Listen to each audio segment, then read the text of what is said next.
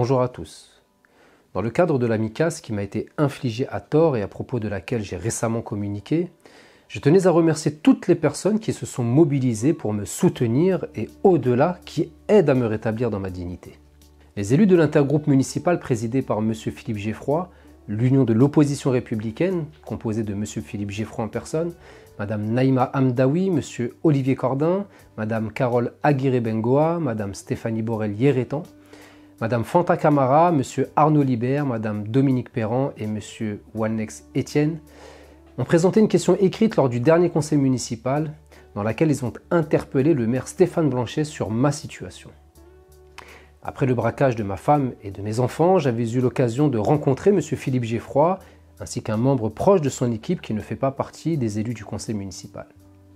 Ils ont été très sensibles à la problématique humaine qui m'a touché et ont de suite voulu produire une action concrète permettant d'aider à la manifestation de certaines vérités. Ils ont ensuite convaincu leurs collègues du bien fondé de leur démarche. Voici la question présentée par l'intergroupe. Il y a maintenant une question écrite. Monsieur Geffroy, je me tourne vers vous. Est-ce que vous la lisez? Je vous laisse la lecture de la question écrite qui nous avait été adressée. Merci, monsieur le maire. Monsieur le maire, premier magistrat de la ville, nous, groupe de l'Union de l'opposition républicaine, Aimé Sevran et vers une nouvelle dynamique, avons été sollicités par un citoyen français, sevranais, par ailleurs élu du conseil municipal de Sevran, monsieur Jousse Sullivan. Ce dernier fait l'objet, il le fait toujours, d'une mesure individuelle de contrôle administratif et de surveillance, qu'on appelle MICAS, depuis le 28 juin 2024, et ce donc pour une durée de 3 mois. Mesure qu'il estime injustifiée et disproportionnée. Il a entre autres comme obligation de pointer une fois par jour au commissariat d'Aulnay-sous-Bois, avec interdiction, en dehors de ce pointage, de quitter absolument Sevran, et il a eu interdiction de se rendre au passage, dans un quadrilatère défini, au passage de la flamme olympique du 25 juillet. Mais, a priori, pas au passage de la flamme parrain olympique du 27 août. Les forces de police ont été envoyées au domicile de M. Jousse. La porte de son domicile a été forcée au bélier, car selon les motifs, il était une menace particulièrement grave à la sécurité et à l'ordre public, vu son comportement dangereux éventuel. Sans trahir la confidentialité de la MICAS, notre groupe s'interroge, et par là même vous interroge, monsieur le maire, sur les arguments cités qui concernent notre ville de Sevran, à savoir conseiller municipal causant de nombreux troubles à l'ordre public, diffamation envers un citoyen chargé d'un service public ou à l'encontre d'un fonctionnaire dépositaire de l'autorité publique, tentative le 12 octobre 2021 d'intrusion en mairie avec menace de mort à l'encontre d'un cadre de la ville et obligation par vous de fermer l'hôtel de ville pendant plusieurs jours afin de protéger les locaux et les agents y travaillant. Aussi, monsieur le maire, nous vous sollicitons afin de répondre à des questions particulièrement graves. Êtes-vous au courant, en tant que premier magistrat, des faits évoqués concernant d'autres villes? Les confirmez-vous et également les accusations qui sont citées ci-avant? Si oui, dans ces cas-là, plainte a-t-elle été déposée ou la justice a-t-elle été saisie de ces faits particulièrement graves?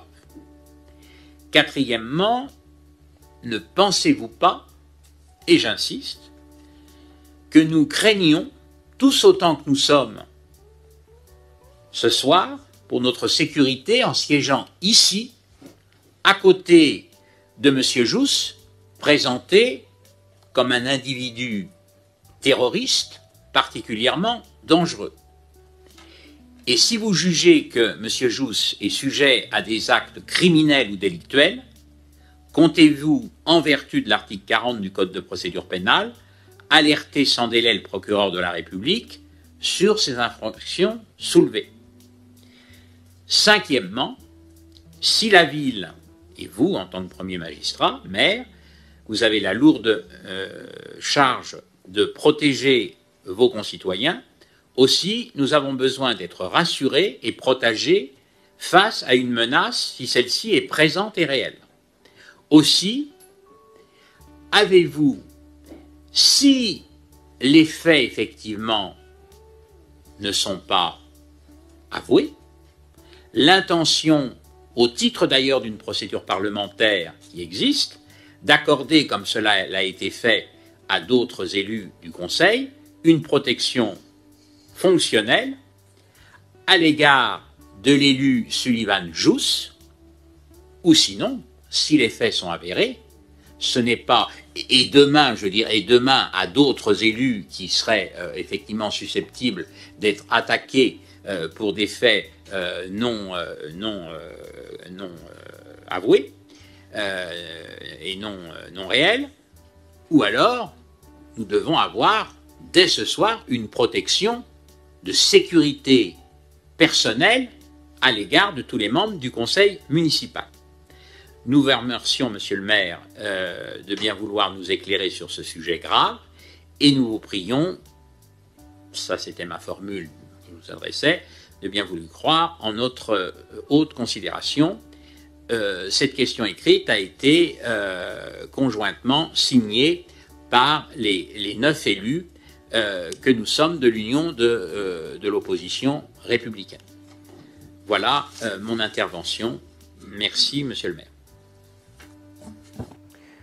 Cette question écrite avait pour objectif d'inciter le maire Stéphane Blanchet à rétablir certaines vérités me concernant et ainsi m'octroyer une protection fonctionnelle en vue de financer mes procédures judiciaires relatives à cette injustice. Une vidéo sera dédiée à la réponse du maire ainsi qu'à mon intervention suite à sa prise de parole, mais là n'est pas l'objet de cette vidéo. Je remercie donc les 9 élus de l'intergroupe ainsi que le proche conseiller de M. Geffroy qui a œuvré à l'abri des regards pour que cette question écrite soit présentée au conseil municipal. Bien qu'ayant certaines divergences politiques, le côté humain a pris facilement le dessus pour la réalisation d'une démarche visant à rétablir le sacré de l'égalité en droit. Dans un second temps, je tiens à remercier Stéphane Gatignon, ancien maire de Sevran, que nous avons contacté pour rétablir des vérités à propos de mon collaborateur calomnié injustement, ainsi qu'à mon sujet. Voici un extrait de l'interview que nous avons réalisée à ce propos. Bonjour monsieur Stéphane Gatignon. Bonjour. Vous avez été maire de Sevran de 2001 à 2018 et puis récemment vous avez appris que j'ai fait l'objet d'une mesure individuelle de contrôle administratif et de surveillance, ce qu'on appelle une MICAS. À ce titre, nous recherchons certaines personnes et personnalités qui sont capables de rétablir certaines vérités sur les propos mensongers et calomnieux qui ont justifié cette mesure à mon encontre. On va y aller point par point. Le premier élément qui m'est reproché, c'est de fréquenter une personne, donc mon acolyte, qui est connu, soi-disant, pour son profil salafiste, donnant des cours de sport de combat à la mosquée des Radars à Sevran pour que les gens puissent partir faire le djihad. C'est mon acolyte, mon collaborateur, vous le connaissez bien depuis de nombreuses années. Qu'est-ce que vous pouvez dire à ce sujet-là? J'ai connu Alain il y a maintenant longtemps, je dirais 2011, 2012, 2013, dans ces années-là. C'est un vrai personnage. Voilà, c'est-à-dire qu'on peut être d'accord, pas d'accord. On est en tout cas dans le débat. On a toujours été dans un débat, je pense, constructif, des positionnements différents. Quand j'ai vu ça, j'ai quand même légèrement souri pour 2 raisons. Un, parce que déjà Alain est chrétien, donc je le vois pas avec des salafistes djihadistes et ces gens-là, j'ai du mal à vraiment le voir. De ce que j'en sais, tout cela est affabulation. C'est effectivement question de vérification des informations. C'est-à-dire qu'un certain nombre d'informations étaient erronées dans ce que vous m'avez montré, auquel j'ai réagi, compris par écrit pour rétablir les faits. Après, pourquoi je suis pas dans le point d'interrogation. Je pense que je suis dans la même interrogation que vous et que les gens qui vous connaissent et que les Sevranais.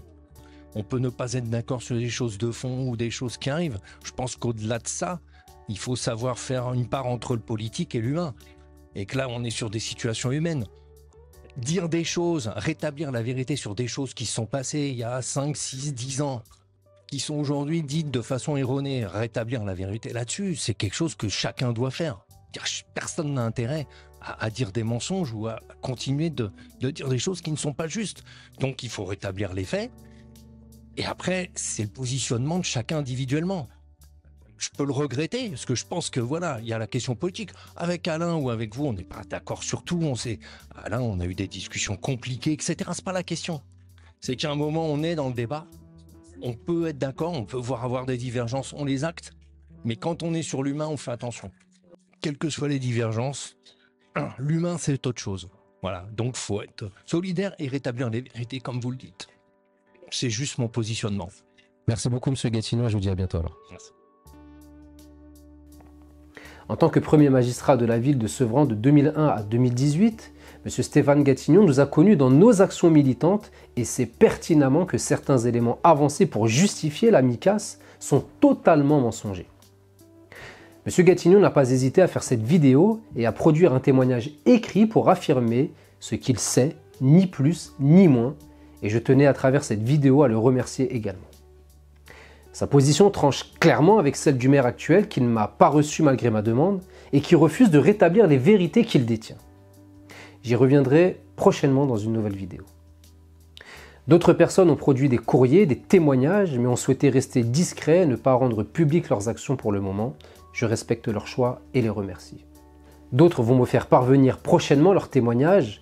Ce sont autant d'éléments qui me serviront dans mes procédures judiciaires pour faire condamner les auteurs et complices de ces crimes et délits à mon encontre. Dans une prochaine vidéo, je rendrai hommage aux personnes qui m'ont témoigné leur soutien et leur affection à travers les nombreux messages et appels que j'ai reçus. N'oublions pas que la violence recule là où la solidarité avance. Je vous dis à très bientôt.